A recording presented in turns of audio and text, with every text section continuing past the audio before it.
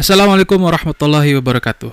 Halo teman-teman, selamat datang di podcast Bijak bersama Dinu yang membahas isu kesehatan mental dan psikologi dengan bijak, karena hidup dengan bijak akan membuatmu menjadi tenang. Selamat datang teman-teman, gimana kabarnya? Mudah-mudahan dalam keadaan sehat dan baik di tengah-tengah kehidupan yang mungkin kurang baik ya, penuh dengan ketidakpastian. Untuk episode kali ini, saya punya tema yang cukup menarik ya, itu tentang ilmu dan kesehatan mental gitu. Nah, saya awali dari sebuah quote yang saya dapatkan dari seorang psikolog yang saya pelajari sendiri langsung dari orangnya gitu ya. Yang ini cukup menarik dan bisa menjadi bahan berpikir kita semua gitu. Yaitu ilmu adalah obat terbaik. Nah, kenapa sih jadi obat terbaik gitu ya? Bukannya obat itu yang ada jual di apotek misalkan gitu ya. Nah, yaitu balik lagi itu ada ilmunya gitu ya.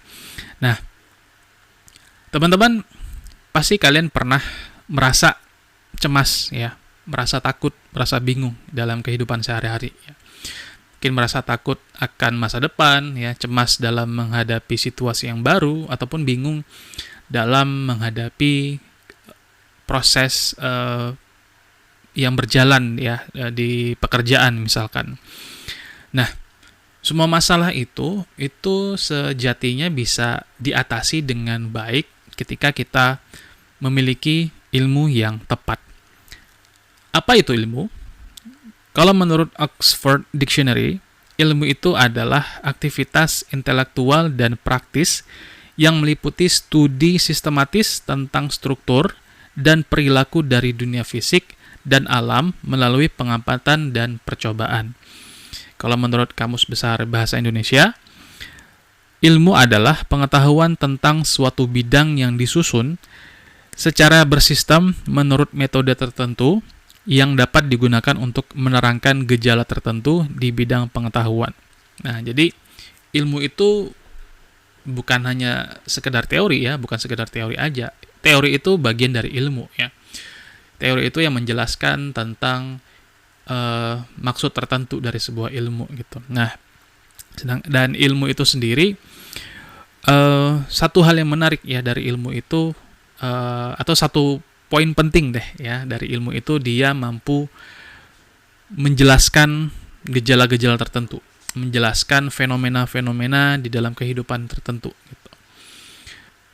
Nah, ilmu itu beda dengan pengetahuan ya. Ilmu itu fase yang lebih dalam lagi dari pengetahuan.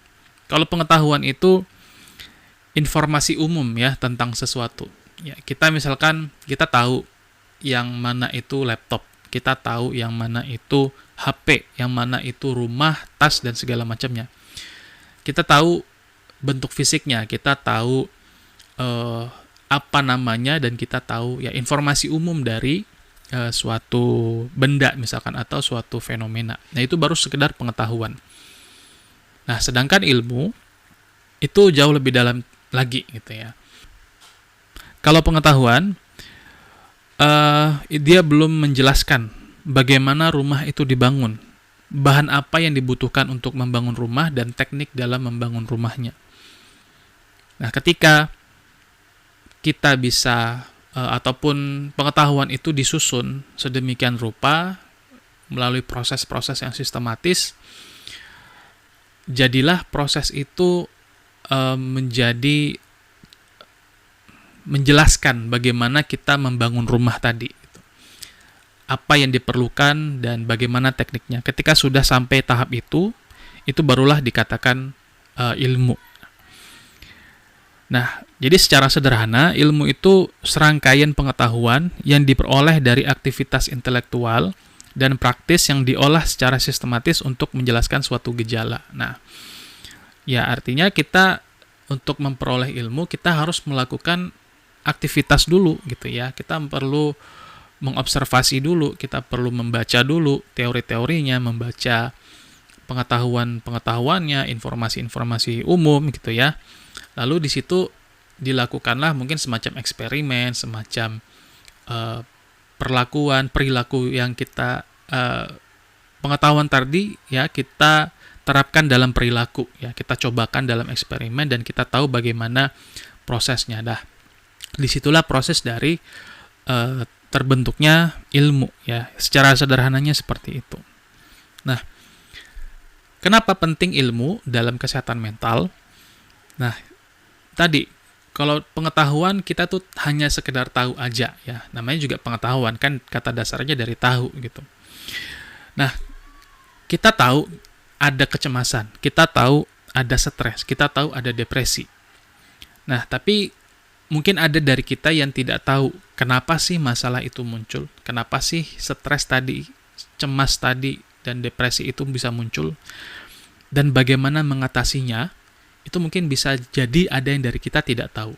Nah, ketika kita tahu mengapa dan bagaimananya, disitulah efek yang bisa kita rasakan kepada diri kita sendiri. Karena ketika kita sudah tahu kenapanya, kita sudah tahu bagaimana dinamikanya, setidaknya kita jadi paham harus melakukan apa untuk mengatasi masalah-masalah tersebut. Jadi tidak hanya sekedar, oh ya aku merasakan cemas, aku tahu ini, tapi aku bingung gitu ya.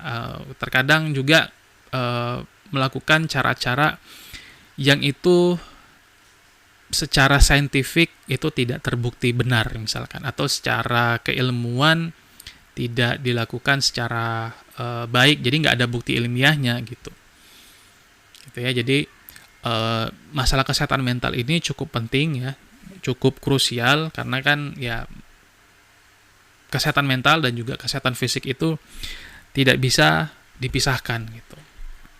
Nah, maka dari itu, karena ketidaktahuan tentang ilmu, tentang kesehatan mental ya, atau psikologi, kita menjadi bingung ya, karena kita nggak tahu tadi kenapa kita cemas, kenapa dan bagaimana caranya, kita jadi bingung, kita jadi cemas, cemasnya semakin menguat, gitu, ketakutan kita pun semakin menghantui diri kita sendiri. Nah, maka dari itu, teman-teman cari tahu ilmunya gitu ya, cari tahu bagaimana mengatasinya, kenapa masalahnya bisa muncul gitu ya.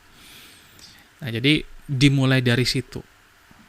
Nah, dan dengan ilmu itu setidaknya menyadarkan kita akan 3 hal, teman-teman. Yaitu tentang apa, mengapa, dan bagaimana. Nah, dengan ilmu kita jadi tahu nih apa yang disebut dengan kesehatan mental misalkan.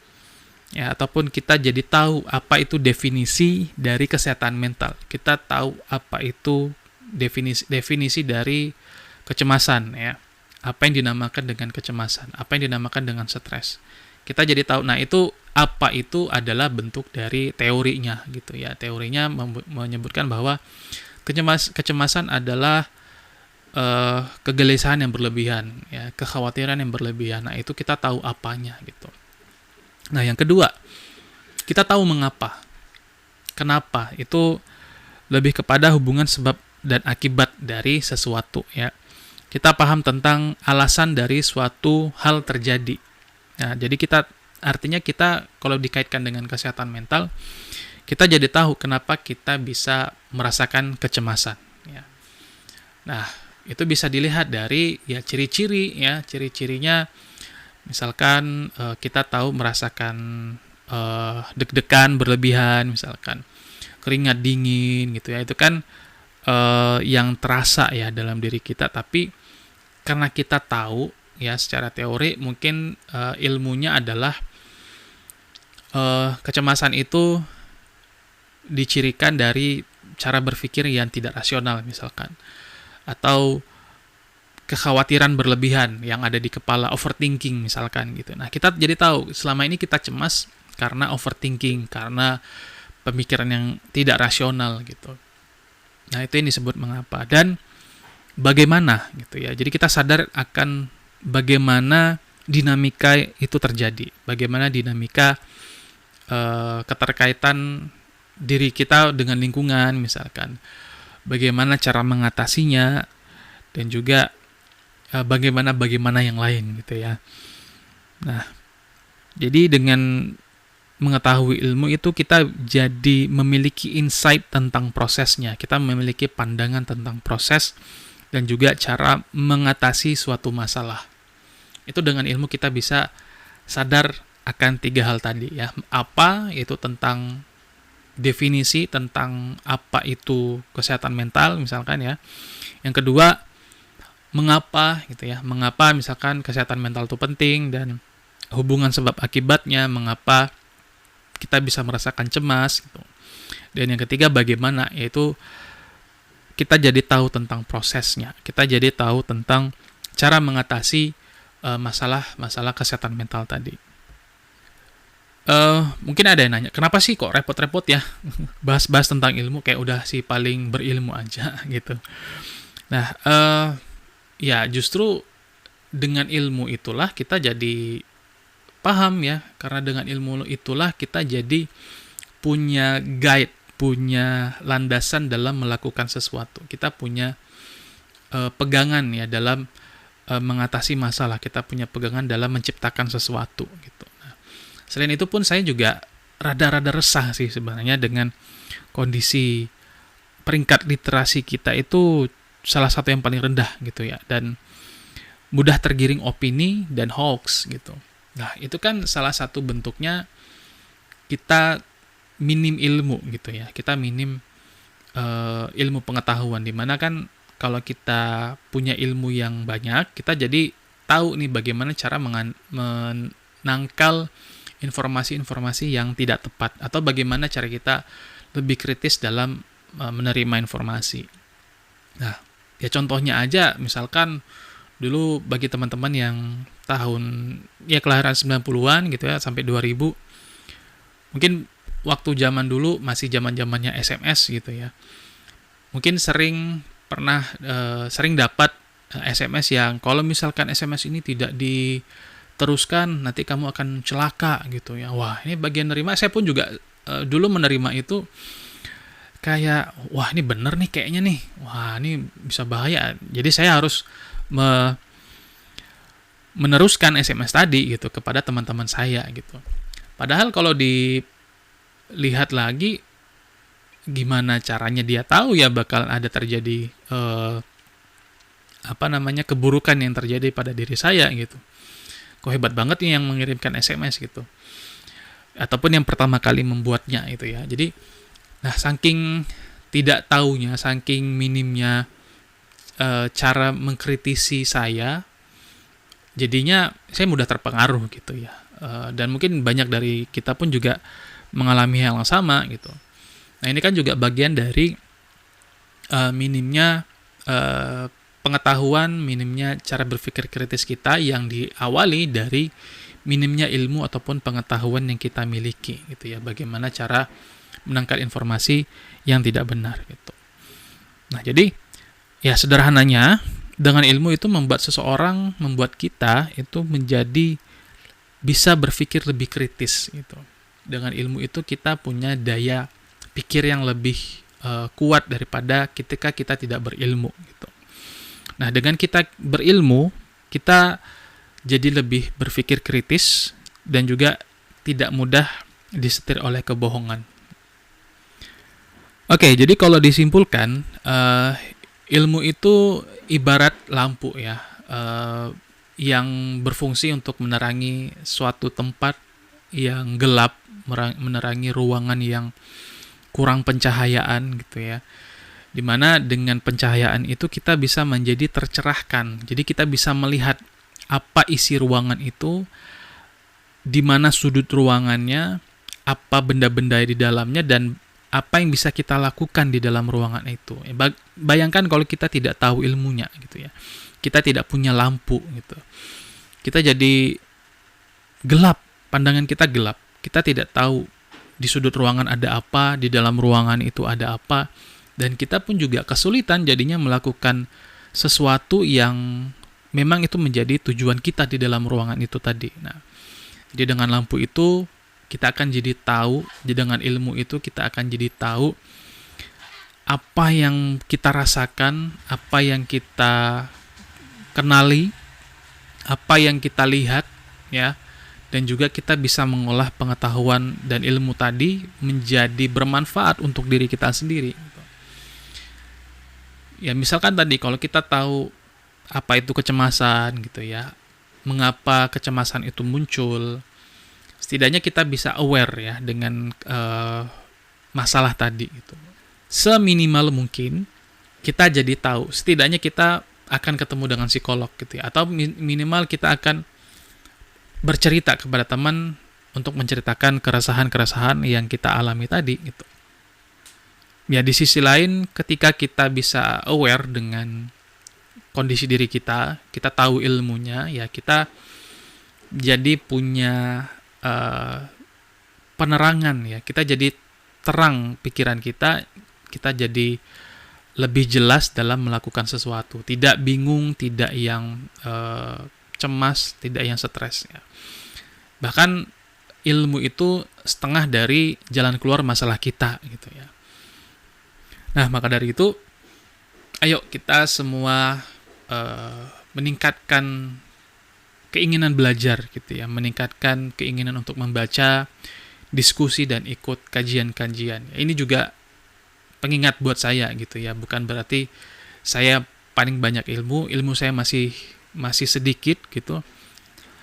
Tapi ya, ayo teman-teman, kita bersama saling mengingatkan, saling belajar dan membaca mulai dari manapun gitu ya, baca dari buku, baca dari koran, dari alam sekalipun itu bisa menjadi bahan ilmu pengetahuan kita gitu. Oke teman-teman, ini akhir dari episode kita yang kedua ya. Mudah-mudahan teman-teman cukup tercerahkan ya, bahwa ilmu itu sangat penting, ilmu itu relevan dengan kondisi, tidak hanya kondisi kesehatan mental, kondisi apapun di dalam kehidupan kita, ilmu itu sangat-sangat penting ya. Jangan takut, jangan alergi dengan ilmu ya, karena ilmu itulah yang akan menerangi kita di dalam menjalani kehidupan kita sehari-hari.